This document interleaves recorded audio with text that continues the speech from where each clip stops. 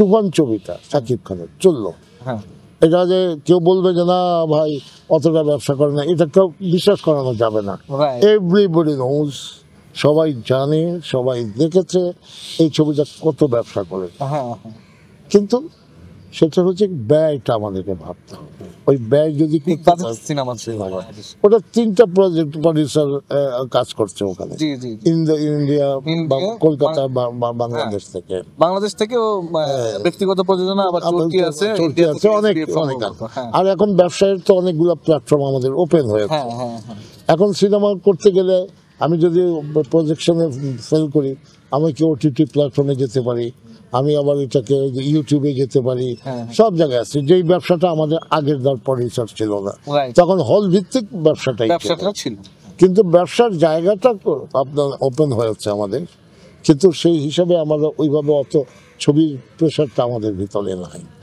বৈষম্য বিরোধী আন্দোলনের মাধ্যমে সারা দেশে যে একটা সংস্কারের এসে গেছে, একটা যে সরকার এসেছে, এ সরকারের কাছে আমাদের চলচ্চিত্র শিল্পের মানুষগুলোরও কাম্য থাকবে।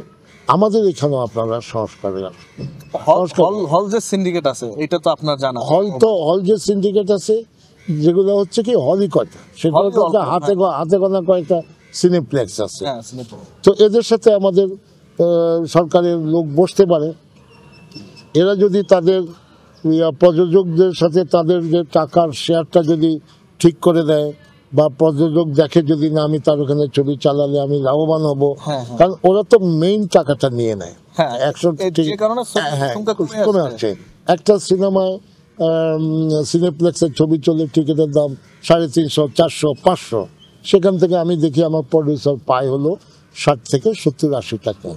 তো তারও কম।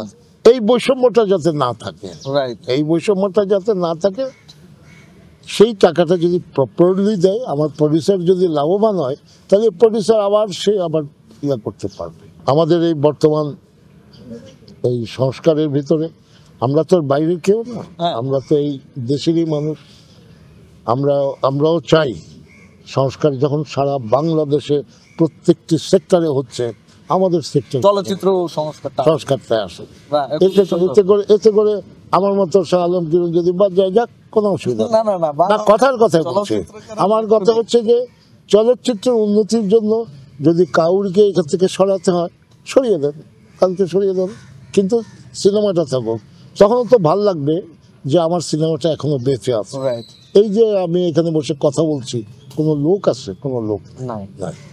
এটা তো থাকার কথা না। রাইট এতক্ষণে আমাদের কয়েকবার বলা উচিত, এই আসছে ভাই, আসছে, আসতে, থামেন থামেন, এইভাবে আমরা জীবন। রাইট রাইট কিন্তু এখানে একটা পশু পাখিরই আওয়াজ পাওয়া যাচ্ছে না। কি যে আমাদের দুর্ভাগ্য। না